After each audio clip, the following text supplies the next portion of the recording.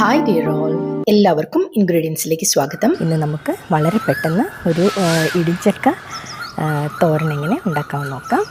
എല്ലാവരും ഒന്ന് കണ്ടു നോക്കും. വരും. ഈ ഒരു പരുവത്തിൽ ചക്കയാണ് നമുക്ക് തോരന് നല്ലത്. നമുക്കതിലൊരെണ്ണം അടർത്തിയെടുക്കാം. ചക്കയുടെ മുള്ള് എളുപ്പത്തിൽ ചെത്തി മാറ്റാനായിട്ട് നമുക്ക് കട്ടിയുള്ള ഒരു പിച്ചാത്തിച്ച് ആദ്യം അതിൻ്റെ രണ്ട് സൈഡും മുറിച്ച് മാറ്റിയിട്ട് അരക്കൊന്ന് തൂത്ത് മാറ്റുക.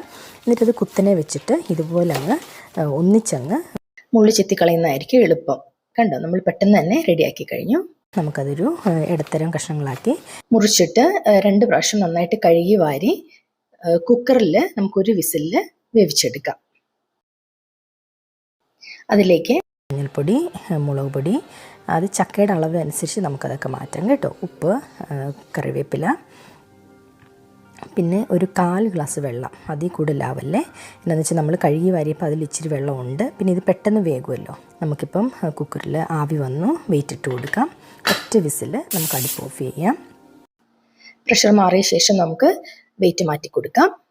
പഞ്ഞി പോലെ വെന്ത് കിട്ടിയിട്ടുണ്ട്. നമുക്ക് ഒട്ടും അധികം വെള്ളം മിച്ചം വന്നിട്ടില്ല. ഇത് ഞാൻ അരകല്ലിലാണെന്ന് ഒതുക്കിയെടുക്കുന്നത്. നമുക്ക് ഇടികല്ലുണ്ടെങ്കിൽ അതിലും ചെയ്തെടുക്കാം. പക്ഷേ ഇത് ഇച്ചിരി അളവ് കൂടുതലുള്ളതുകൊണ്ട് ഞാൻ ഒറ്റയടിക്ക് ചെയ്യാൻ ഇതാണ് എളുപ്പമായിട്ട് എനിക്ക് തോന്നിയത്. ഇതുപോലെ നമുക്ക് ചതച്ചെടുക്കാം.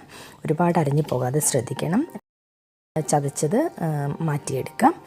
കല്ല് കഴുകണമെന്നില്ല. അതിലേക്ക് തന്നെ തേങ്ങ, മഞ്ഞൾപ്പൊടി, ചെറിയുള്ളി, വെളുത്തുള്ളി, ജീരകം വെച്ച് ചതച്ചെടുക്കാം. മഷി പോലെ അരയേണ്ട, ഒന്ന് ഒതുക്കി ഇങ്ങെടുത്താൽ മതി. ഇവിടെ എരിവ് കുറഞ്ഞ പച്ചമുളക് ആയതുകൊണ്ടാണ് കേട്ടോ ഞാൻ കാന്താരിയും കൂടെ വെച്ചത്. എരിവിനനുസരിച്ച് മുളകിൻ്റെ എണ്ണം കുറയ്ക്കാം.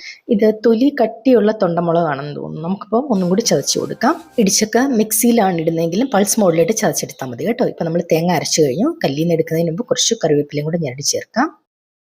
നമുക്കൊരു ചട്ടിയിലേക്ക് എണ്ണയൊഴിച്ച് കടുകിട്ട് മുളക്, കറിവേപ്പില, ഉഴുന്നുപരിപ്പ് ഇതെല്ലാം ഇട്ടൊന്ന് മൂത്ത് വരുമ്പോഴേക്കും നമ്മൾ ചതച്ച് വെച്ച തേങ്ങ ഇട്ടൊന്ന് ചെറുതായിട്ടൊന്ന് വാട്ടിയെടുക്കാം.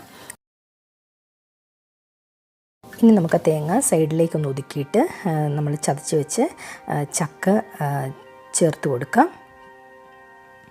ഇനിയിപ്പോൾ അധികം വേവില്ല. ചക്കയും വെന്തതാണ്, തേങ്ങയും വാടിയതാണ്. ചക്ക സൈഡിലേക്കൊന്ന് മാറ്റിക്കൊണ്ട് തേങ്ങ അതിൻ്റെ നടുവിലേക്കാക്കിയിട്ട് ചക്ക വെച്ചിട്ടൊന്ന് മൂടി വെക്കാം. അപ്പം ഒരു 2-3 മിനിറ്റ് അങ്ങനെ ഇരിക്കുമ്പോൾ രണ്ടും കൂടെ നന്നായിട്ട് ആവി കയറിക്കോളും. ഇപ്പം ഇച്ചിരി ഉപ്പിൻ്റെ കുറവ് പോലെ തോന്നിച്ചായിരുന്നു. അപ്പോൾ ഞാൻ കുറച്ച് ഉപ്പും കൂടി ഇട്ട് കൊടുക്കുവാണേ.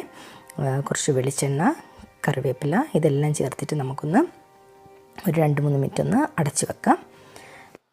ലോ ഫ്ലെയിമിൽ വെക്കണേ. ഇനി നമുക്ക് തുറന്ന് നോക്കാം. തുറക്കുമ്പോൾ തന്നെ നല്ലൊരു മണമാണ് കേട്ടോ. പച്ച വെളിച്ചെണ്ണ, കറിവേപ്പിലയൊക്കെ കൂടെ ചേർന്ന്. അപ്പോൾ ചൂടോടെ എല്ലാവരും ചോറിൻ്റെ കൂടെ ഒന്ന് കഴിച്ചു നോക്കൂ. സമയം പോലെ എല്ലാവരും ഒന്ന് ട്രൈ ചെയ്ത് നോക്കണം കേട്ടോ.